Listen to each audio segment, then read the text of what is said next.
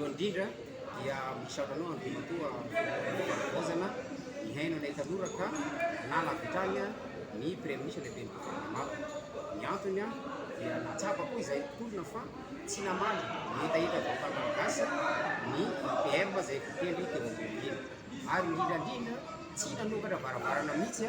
ho anay mpitolona na misy hetaheta sy fangatana ilay fiarahana miasa tamin'ny andriamatoa PM dia tsy ary mino anay kory izy. Ny faharoa manaraka an'izay mahakasika ireo mampa-gouvernemanta izay voteny teo aloha reny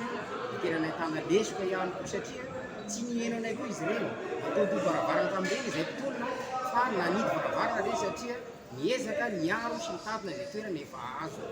Tamin'izany dia eto izahay dia manao antsoava aminao andriamatoa PRRM fa ny membre gouvernemanta izay hotendrena manaraka eo dia aoka kosa mba olona tena hijery tombontsoa malagasy malagasy ary indrindra ny haino ny hetaheta mpitolona sy ny hetaheta vaovao malagasy ho any amin'ny fampandrosoana ny Madagasikara.